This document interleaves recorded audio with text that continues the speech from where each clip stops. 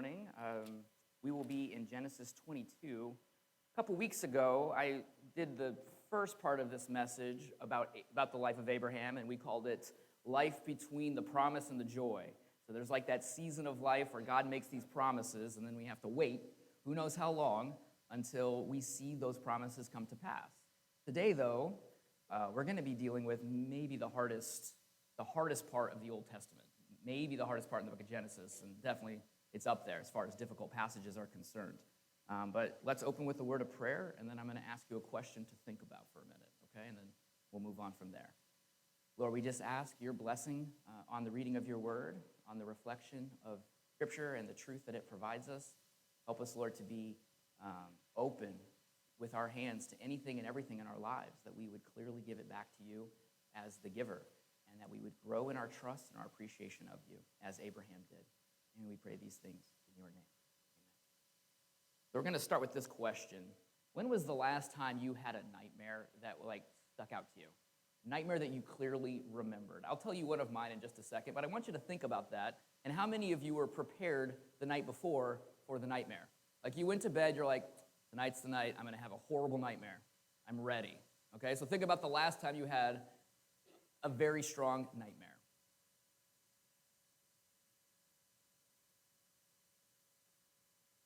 Everyone have one in their minds, right? Were you prepared for it? No, because that's the way nightmares work, right? You don't go into them expecting them, and they strike you when you least expect it, and sometimes they can have a long-term effect. Now, I had a nightmare many years ago that I remember to this day, and it involved my friend Phil Walker. This was 4 years before he got married, and for those of you who know Phil, nobody expected Phil Walker to ever get married. That was just like one of those like laugh out loud jokes. And when he got engaged, nobody in New York believed it. They're like, it's fake news. But in my dream, 4 years in advance, before Phil Walker got married, I had a nightmare where someone walked up to me and said, I'm going to kill Phil Walker, and all you have to do is look away. And if you don't look away, you're going to get shot. And the sad part of my dream is, for half a second, I thought about looking away, and then I was like, I can't do that. It's my friend. So in my dream, I got shot and paralyzed from the waist down, and Phil got assassinated on his wedding day. And I woke up to this, and it was like one of those moments of like, what was all that about? Because in the dream, and as most of you know, right, in the dream it was so real. It felt like I had lost a friend. It felt like I had lost my health. It felt like I had lost so many things in one moment. And to wake up from that nightmare was like, it was nice. It was nice to wake up and be like, oh yeah, that's not real. But think about what nightmares kind of do for us. They remind us of the things that we can lose, right? That nothing in this life is guaranteed. Losses very rarely have a precursor. Very rarely is there like an email in advance saying you're about to lose everything. Loss happens suddenly. And some of the difficulties of what we're going to look at today is the loss that sometimes God asks us to give up something. And it's difficult, right? So we're about to take a look at probably the most difficult 3 days of Abraham's life, because Abraham gets this message in chapter 22. I'm going to read the first couple verses, and we'll just work our way through it. Genesis 22, here's what he is told. Sometime later, after Isaac is born, after Ishmael has been sent out, after his life has been radically changed, sometime later, God tested Abraham. He said to him, Abraham, here I am, he replied. Then God said, take your son, your only son, Isaac, whom you love, and go to the region of Moriah where you will sacrifice him. All right, so this is a picture of Canaan, and anytime I think about the story of Abraham, I have to bring it home to myself, because you're like me and you grew up in the church. Like, how many times have you heard the story of Abraham? Have you ever let the weight of what was asked of him to settle into your heart? This was Caveman when he was like 3. And I cannot even, maybe 4, maybe 2, I don't know. I'm going to go with 3. So the weight of the request, take the thing or the person that you love and kill them. Now, for those of us on the other side of the New Testament, we're like horrified by that, because we know all the passages in the Old Testament that come after this, where God's going to say over and over and over again, do not offer human sacrifice. The pagan cultures around you, they're all about human sacrifice. You as my people cannot be about human sacrifice. But this story takes place before any of those commands have come. So for us, we're looking at the Old Testament through the lens of all the scriptures that come after the storyline. But for Abraham, this isn't true for him. He came from the city of Ur. He came from a pagan Babylonian culture where human sacrifice was not uncommon. And so for him to hear this nightmare scenario was not shocking in one way, and yet in another way, entirely shocking, right? And here's our two shocks that we are introduced to, because for Abraham, his worldview of how he saw things, very different from how we see things. And so here's the two shocks that the Bible gives us here. First off, take your son, your only son, and sacrifice him as a burnt offering. And if you read through this, it's like God narrows it down. He's like, take your son, and he's like, well, I have two, your only son, okay, named Isaac, and give him to me. Give him to me. And the fact that God would ask this is shocking to us. Because again, we think of all the passages where God's going to give his son, where he's going to offer his son to save us. To ask for a son is just so alien to us, but again, not alien to him. And here's the second shock. Keep reading. Early the next morning, Abraham got up, saddled his donkey. He took with him two of his servants and his son Isaac. And when he had cut enough wood for the burnt offering, he set out for the place that God had told him about. And so here we move to the second shock. Abraham hears the voice of God tell him, offer your son, and how quickly does he obey? Early the next morning. And that is where we start to see just something unique about the life of Abraham. He doesn't wait, he doesn't hesitate, and yet there is a little bit of hesitancy here. If you could be instantly seeking to be obedient and at the same time not so sure, we see it here in Abraham's preparations. So you notice what he does? He calls two servants to him, but then he proceeds to do all the work himself. Did you notice that? He calls two servants, and then he goes to cut the wood. Now, for those of us who split wood in the wintertime, right, that's a thing. That takes some time, and he didn't have all the tools. He gets the donkeys ready. He gets all the stuff ready himself. So you can feel the pressure. He's torn between two worlds, basically. The world of what he knows of God and the world of what God is asking of him. And so he's obeying very quickly, and yet at the same time, he's like struggling. You can feel it. You can feel it in the text and the way that it's presented to us. And here's where we start to have to wrestle a little bit with the story, because the questions of suffering reveal a lot about us. Now, for most of world history, they didn't struggle the same way we do with the concept of a God asking from you stuff you would not possibly want to give up. For us, that's a newer problem. Now, it's not that God hasn't asked things of us, but we kind of have the perspective that he wants ultimately good for us, which he does. And so we kind of have this idea that because he wants good for us, he's always going to give us things we want. Now, most of world history did not have that mental picture in their minds of a God who's out for your good. Most of world history, that's not how they saw things. And so for us, this text is an alien concept, that God would ask you to give up the thing you love the most. But for him, it was not such an alien concept. And you see it even in the way he responds. So if you take a look, most of what Abraham says in this passage really boils down to three words: here I am. He's going to say something along those lines 3 times in this text. And the here I am, the commentators tell us, is a subtle yes. He's saying, before you even ask anything of me, the answer is yes.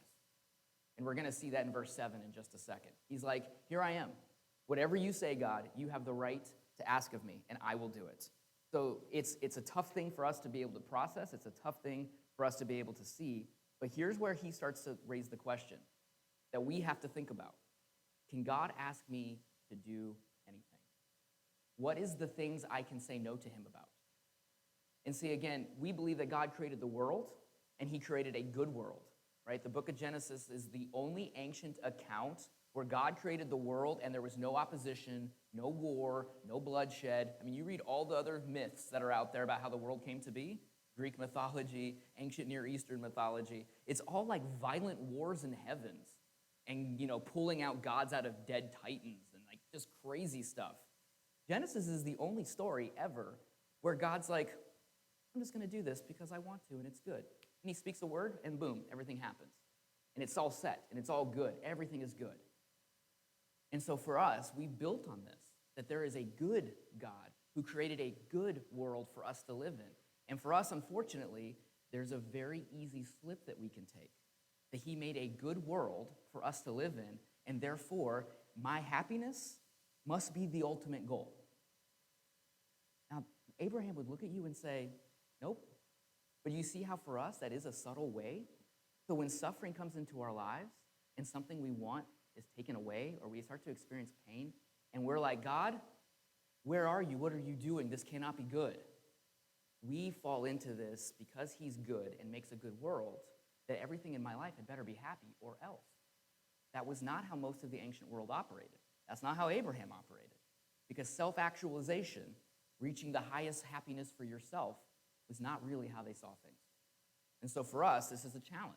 When suffering comes into our world, and it will, where do we go from there? And if you think that life is all about happiness, suffering is going to shake that concept real fast. Here's the second one. The second thing that our worldview reveals that he did not have was the belief, basically, that humans can solve and figure out most problems. And if I put my mind to it, I can figure it out. I can solve the problems around us. And we have science, and we have philosophy, we have technology, and we've solved a lot of problems. Like germ theory is a pretty amazing thing that we have solved in many ways. Being able to travel from here to New York City in like an hour and a half without a horse, pretty amazing. The fact that you can fly to China in like 18 hours, amazing. But here's where, again, this subtle problem comes into play. If I can't find a reason for something, there must not be a reason for something. If I can't find a reason for why God is asking me to give up this thing, there probably isn't a reason. If I can't figure out why suffering is in my life, there isn't a reason for why suffering is in my life. And again, Abraham would shake his head and say, just because I don't know the reason doesn't mean there isn't a reason.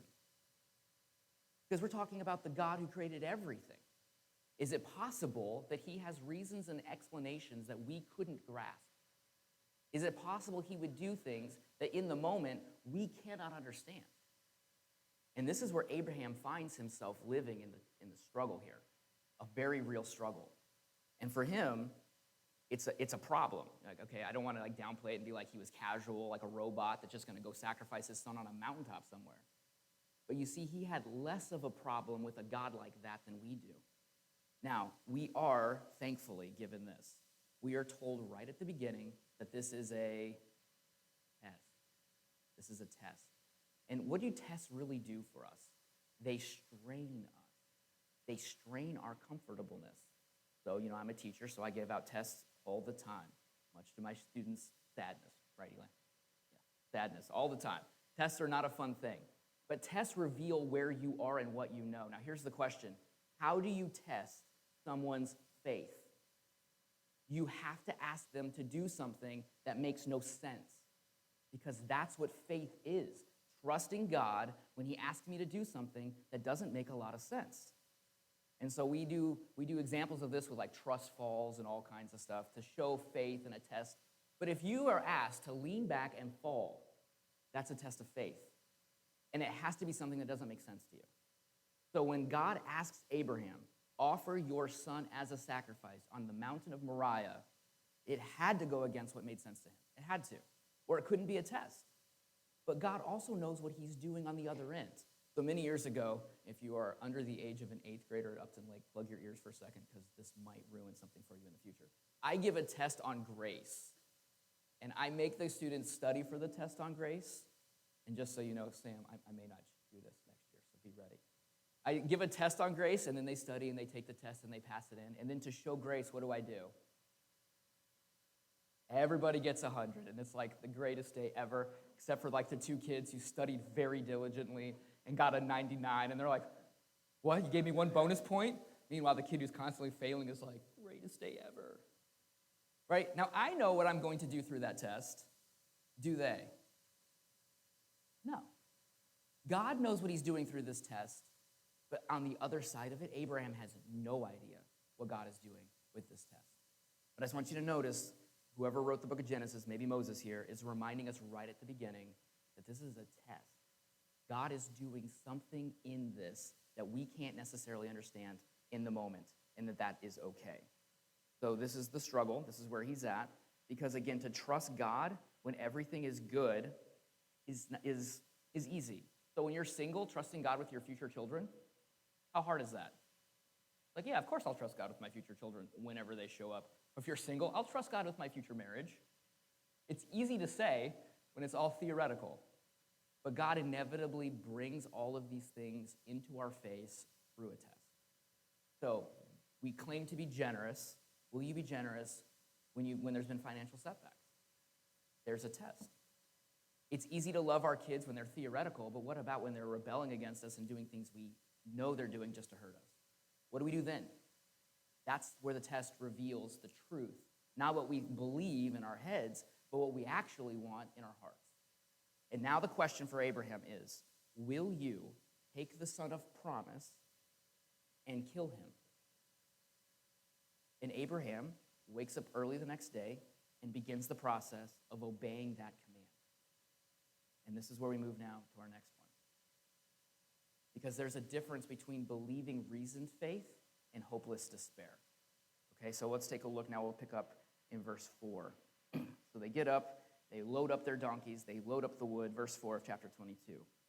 On the third day, Abraham looked up and saw the place in the distance. Now, if you notice, it goes from that whole 3-day travel, there is not a single verse written. Why might that be? Why might there be nothing written about that 3-day travel? How much talking do you think happened during that 3-day travel? Not a lot. Because you have to imagine that Abraham is straining his ear to hear from God again. For God to be like, just kidding. Or go back home, you passed the test. Nothing. No comments. And it was a 50-mile journey. And so here's a picture of Israel from this perspective. The red dot is Beersheba. It's like one of the furthest cities of that region before you hit the Sirius Desert. And he had to go up over some mountain ranges to Mount Moriah, which, if you notice, is very close to the city of Jerusalem. This is the same location that Solomon is going to build his temple on about 1,000 years from this point. So he's asked to sacrifice his most precious person in a location where Solomon is going to sacrifice thousands of animals later on for the removal of sin, which then raises the question in Abraham's mind, what is this all about? What is this sacrifice really all about? So he's straining, he's traveling for 3 straight days to get to where he needs to go, but he has this believing faith. So notice what he goes on to say. Verse 4. On the third day he looked up, he saw the place in the distance. Verse 5. He said to his servants, stay here with the donkeys while I and the boy go over there. We will worship, and then what? And then we will return. Abraham has some kind of crazy faith going on here. Okay? And here's where his crazy faith is coming into play. He believes that even if somehow he kills his son, that God has the power to raise him from the dead. Now, how many resurrections have there been in the book of Genesis at this point in history? 0. There have been 0 resurrections from the dead. He is believing in something that he has never seen or even heard of. But here's what he knows, and here's where his believing faith is. The God who gave me Isaac in the first place, who said, with that suzerainty vassal covenant we talked about a couple weeks ago, that if by chance, this is God speaking, if by chance I do not fulfill my side of the bargain, may what happened to these animals that were cut in half happen to me. God is saying that. So he's clinging to that this God who gave me Isaac is going to bless the world through Isaac because that's what he told me. And yet, he has this reasoned faith as well because he knows that God is going to use Isaac to continue the line. Now, again, the faith test has to go against logic. Otherwise, it's not a faith test. It's a reason test. And so he has this reasoning that the same God who gave me Isaac and made this covenant and passed through these cut-in-half animals back in chapter 15, you remember, that same God is going to do what he said. And I don't know how. And the author of Hebrews says that Abraham believed by faith that God could resurrect the dead. He just believed it. He's like, I have to believe that this same God who made all these things, all these promises to me, will continue to carry on the promises even now. So he takes the wood, And Abraham takes the wood for the burnt offering and he places it on his son Isaac. And for those of us who look ahead to the exciting conclusion of the cross, notice the parallels here. Abraham takes the wood for the burnt offering and places it on his son Isaac, and he himself carries the fire and the knife. And as the two of them went on together, Isaac spoke up and said to his father, Abraham, Father. Now, in the NIV translation, it says, yes, my son. It could also be translated, here I am. He says this, here I am, yes, my son. The fire and the wood are here, Isaac said, but where is the lamb for the burnt offering? Where is the lamb? Now, Isaac had seen over and over and over again his father sacrifice important good things, lambs, animals of all kinds, to this God. Now he's wondering, we're going up this hill, we're going to sacrifice, where's the sacrifice? And then Abraham answered, God himself will provide the lamb for the burnt offering, my son. And the two of them went on together. And so we have this continued movement of Abraham, that he is not, in his mind, sacrificing to earn God's favor. Because if you remember how this whole story begins, what does God tell him in Genesis 12? You have my favor. You are my person. I am calling you. You don't have to earn this. It's a gift. So he already has his favor. But again, in ancient cultures, they had this very big idea that if you sacrifice enough things, then God would give you what you needed. And it's like basically a manipulation tool. The more I give to God, the more he's obligated to give to me. And Abraham is wrestling with that here. But he knows at the end of the day, his sins can't be paid for. It has to be from God. And yet God has already said, I declare you righteous by your faith, not by your actions or by your deeds. So there's this struggle. So again, he's going to go up this hill, into this future world that he doesn't fully understand, to give his son as a sacrifice. But he also knows that Abraham's hope is that Isaac is going to continue the blessing. So this is Isaac, a picture of Isaac as an old man being tricked by his son Jacob. But just as like this weird reminder that Isaac is going to receive the blessing from God. And what is Isaac ultimately going to do? Pass the blessing on to Jacob, who will pass the blessing on to his son Judah, who's going to pass the blessing on and on and on and on and on until we get to the person of Jesus. And this is this unseen faith that Abraham had. So why is he called the father of faith? Because he had so much less knowledge about who is God than we do, and yet he trusted him implicitly. He trusted him completely. And he believed that if God asks me to give Isaac up, I'm going to give Isaac up. Because I know that this God is worth my life and worth my confidence and worth my trust. And he sees with the eyes of faith what Isaac will be someday. Because God told him what Isaac would be someday. And so he keeps moving up the mountain. He keeps going up to the top of the hill. And then he gets to the top.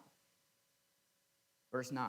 And when they reached the place that God had told him, Abraham built an altar there and arranged the wood on it. Now, this is the fourth altar that he has built. Every other altar he's built is because God has made a promise to him. And he's like, I trust you, God. I'm going to build an offer as a thank you. Can you imagine building this altar? Every stone he stacks is a stone basically ripping out the future of his own life. He's stacking a set of stones to give up something, not to receive something. And so far, it's always been an altar, a sacrifice of receiving from God. This is the first time he has to give everything back to God. And it's a struggle. So he stacks every single stone. He gets this thing ready. And then Isaac is bound. Now, we don't know how old Isaac is at this point. He's old enough to go on a 3-day journey over a mountain range and carry wood up to a top of a hill. So we're going to assume he's not 5.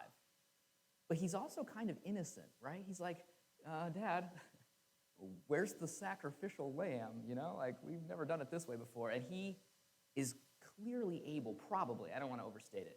I think he could have got away if he wanted to. His dad grabs him. And, you know, Abraham's like, 110 by this point? Pretty sure a teenager could probably outpower him. So we get this idea, the text doesn't tell us directly, but there is a subtle Isaac giving his life up. And there is a subtle Abraham making an offering. And this, again, parallels the cross. Jesus giving his life up and the Father making the offering. And he binds Isaac up, and he's about to stab him through the heart. And this raises the question that we all have to think about. Will God really provide for the needs of his children? Will he really actually do that in our darkest, lowest places. And Abraham is about to put that to the test. And the crazy thing is, he is fully committed. The Hebrew language here is, he has the knife over his head. And I don't know if you guys remember jumping off like high dives as a kid, or maybe not. Cliffs, anyone do cliff jumping? Anytime you're like over the edge of something and you've never done it before and you have to talk yourself up to it. How many of you remember doing that? Some of you have done that recently. You know that point in your mind where you've jumped, but your body hasn't quite engaged yet? You know that moment where you're committed and you're like, it usually involves a breath? In the Hebrew, that's the idea. He raises the knife. He has clicked in his mind what he's about to do, and the knife is just about to descend. Just about to descend. In Abraham's mind, he has already killed Isaac. And this is where we get to the difference between the two fathers that are in this story. All right? So he reached out his hand, verse 10, took the knife to slay his son. So if you notice, he took the knife to slay. In his mind, it's already done. But the angel of the Lord called out to him from heaven.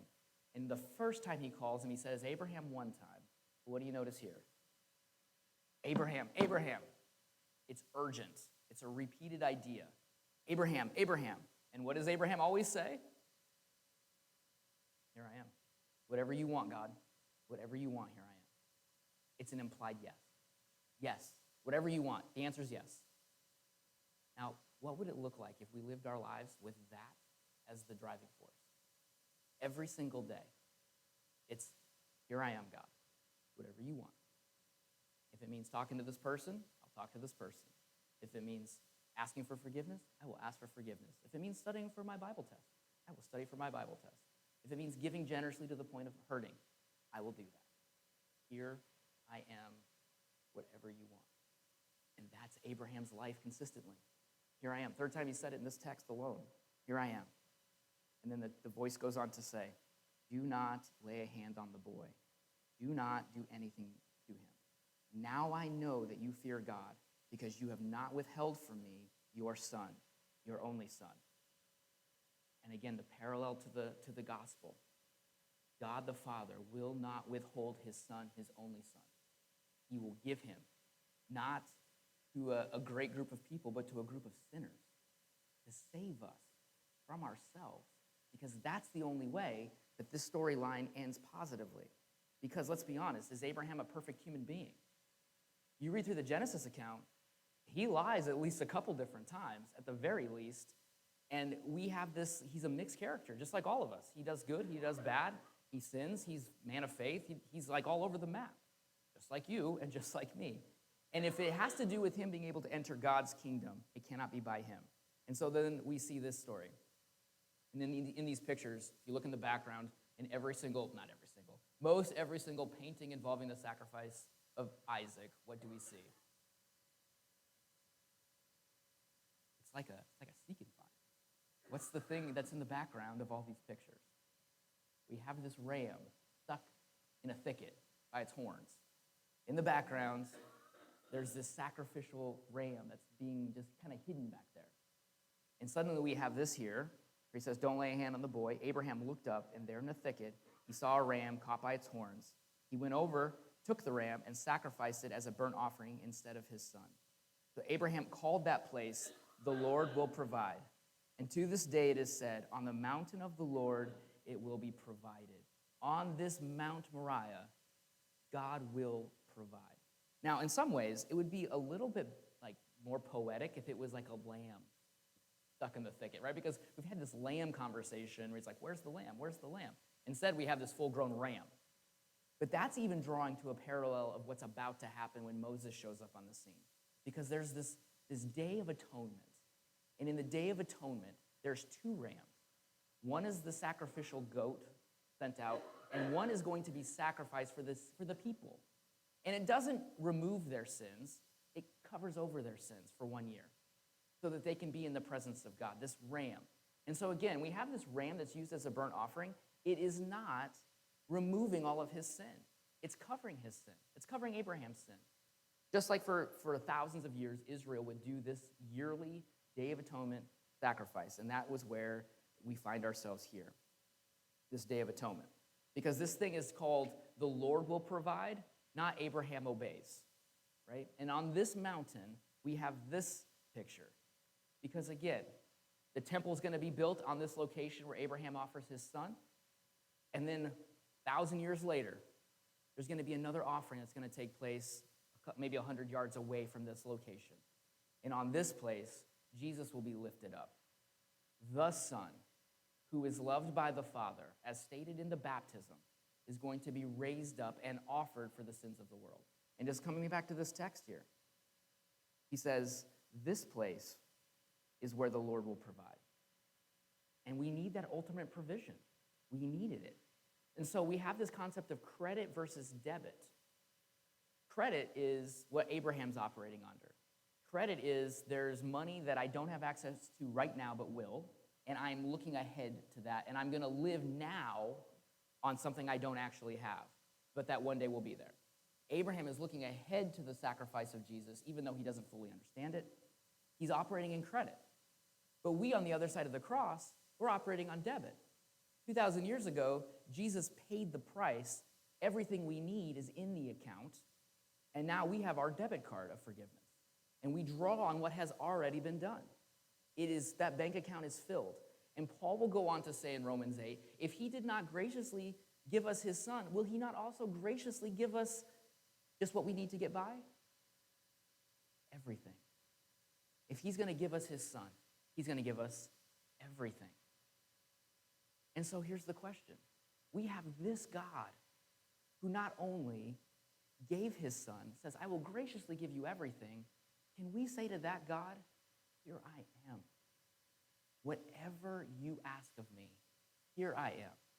Because as I've said 100 times, God has never asked us to do something that he would not do first. Never. He asked you to forgive your enemies. He did that first. He asked you to give up your resources for the sake of others. He did that first. He asked you to love your enemies. He did that first. And so when he asks Abraham to do this, he's going to be the one who's going to do this first. Abraham does not ultimately have to give up Isaac. Now, in his heart and in his mind, he had. And here we have this terrifying case study, right? Lived out right before us. And here we get to this very strange paradox a little bit, right? We have the Lord will provide. But then verse 15. Verse 15. The angel of the Lord called to Abraham from heaven a second time and said, I swear by myself, declares the Lord, that because you have done this and have not withheld your son, your only son, you get that over and over, right? I will surely bless you and make your descendants as numerous as the stars in the sky and as the sands on the seashore. Your descendants will take possession of the city of your enemies, and through your offspring, all nations on earth will be blessed because you have obeyed me. He passed the test. Now, again, we get this weird mystery in the Bible, because if you remember in chapter 15, God said, I'm going to bless the world with or without you. Remember?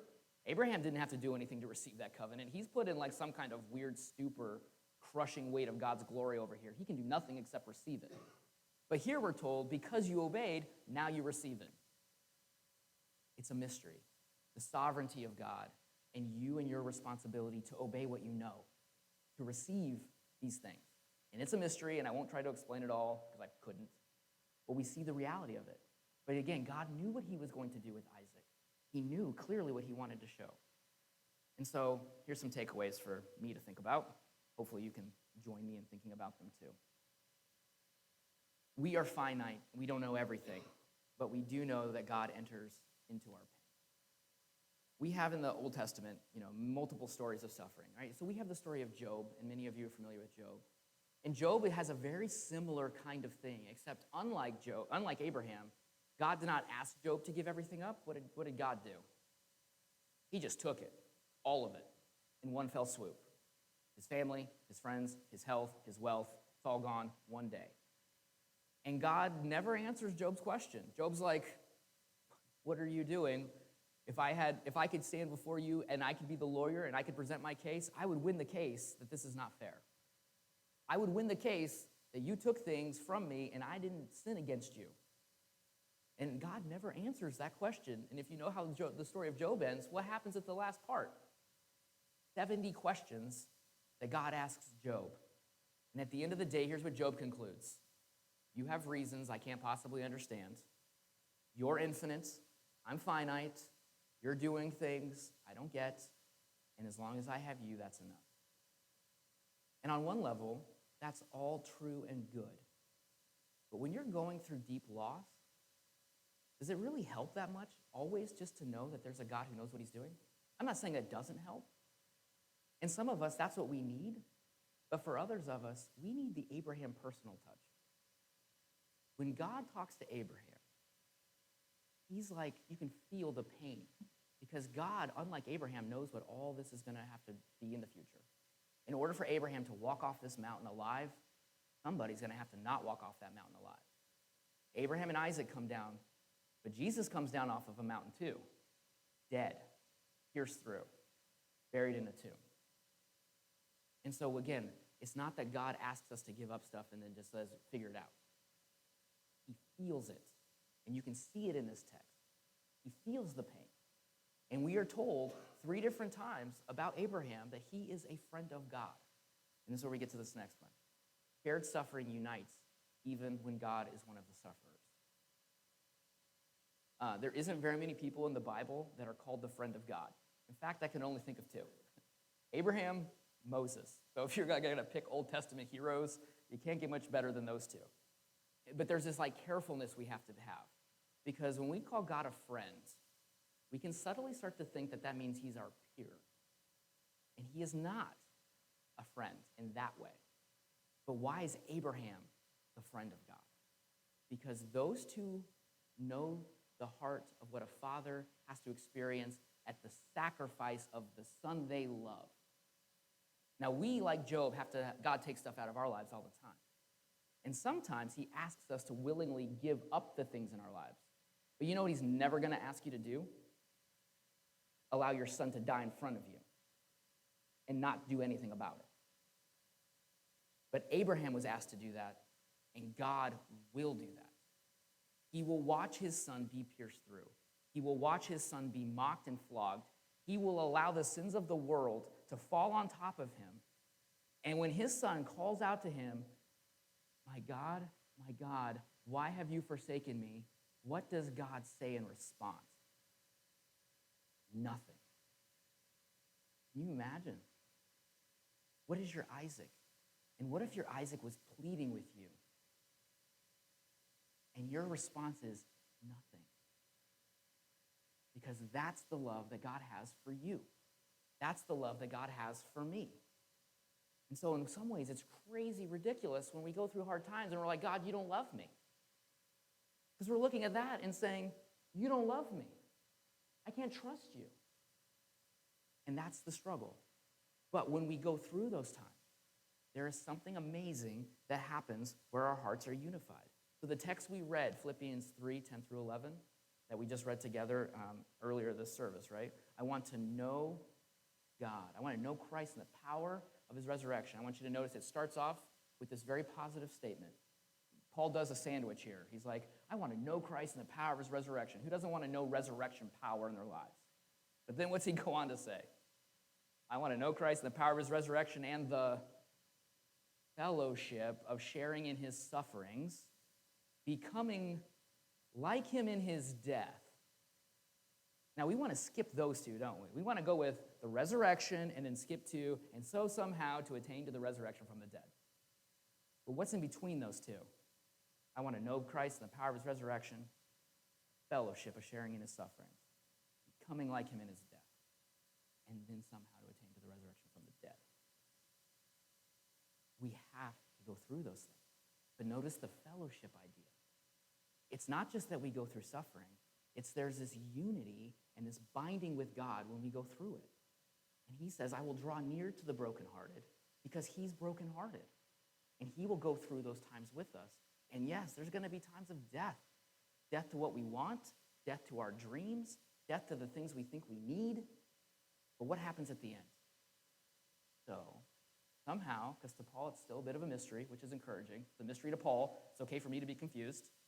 And so, somehow, to attain the resurrection from the dead, the unity with the Father. Christ's suffering doesn't justify God before us, but it ultimately justifies us before God. Remember, we have this temptation sometimes that God is on trial because we live in a world where if suffering happens, something went wrong, and it's someone's fault, and someone needs to have a lawsuit brought. And it's easiest to bring God to the court. But we have to remember that the cross is not God justifying himself, God justifying us to him. And yes, there is a level of comfort that comes with the fact that he knows what he's doing, he understands the suffering, but the cross also reveals who belongs up there. Not Jesus, me. I belong up there. I belong standing before God, exposed, naked of all my sins, clearly guilty, with no recourse. And yet, God still chooses to save. And that's the flip side of the cross. The judgment of what the cross represents. The judgment that Jesus received is what I deserved, what I do deserve, and what we collectively deserve. But he provided an alternative. So again, we want to be careful that we don't look at the cross as like God's defense. It is that in a way, but it's more than just a defense of why he does what he does. It is the means by which we have a relationship with him. And my last point. We may not understand the reasons in this life, but we can trust that he loves us. No kid understands the restrictions placed on them when they're little. Our only real hope as parents is when we tell our 2-year-old you can't have the sparkler near the gas can, is not that they understand combustion, but that they trust us. Like, okay, Dad hasn't lied to me yet. Maybe I can trust him in this one moment. And when it comes to God's work in our lives, when suffering enters into our world, we may not get it all. And yes, are there reasons and books written as to why God allows suffering? And those books are worth reading. But in the dark nights of the soul, it boils down to, do I believe that he is who he says he is? And can I say today, here I am. Here I am. Do what you will. And to trust that he will do what is best by us. So as I woke up from my nightmare, something crazy actually happened. Working with Phil has its amazing pros. I miss him immensely. There are some downsides. We shared an office for 2 years. Some difficulties. One involved my leather coat catching on fire, but that's a story for another time. Didn't think leather could catch on fire. It can. But when I saw Phil that morning after having that nightmare, there was like this huge sense of relief that this nightmare wasn't real. Right? The suffering of that dream actually made Phil more enjoyable to me that day. Like all the little things, didn't even care. Burn up my leather coat, you're alive. It's all good. Those moments are where we need to live regularly for 2 reasons. One, the reality of hell and the suffering of what that is, to the Christian, is a nightmare that is never going to be real for you, which then makes this life look a lot different. And the second thing is the suffering we experience. What if the suffering we experience actually will accent the joys of heaven in the future? We wake up from this nightmare of life, and what do we find waiting? A God who loves us, a kingdom that's going to last forever, and the removal of sorrow forever. So C.S. Lewis, great quote, "Mortals say of some temporal suffering, no future bliss can make up for it, not knowing heaven, once attained, will work backwards and turn even that agony into a glory." Another way of saying it, you wake up from the nightmare, and the nightmare actually enhances the joys of life without that nightmare. Let's pray. Lord, we thank you that you love us. We thank you, Lord, that you would not withhold your one and only Son, that you generously gave your one and only Son to save sinners like us. And help us, Lord, to respond to that with a here I am. Here I am. Whatever you ask, here I am, I'll do. And when you ask for things that we think are beyond our ability, and we know you will ask those things of us at times, help us just remember that we do not know everything. Help us believe that your heart is good and that you are working out an end that is going to surpass anything we could even ask or imagine. We pray these things in your Son's most precious name.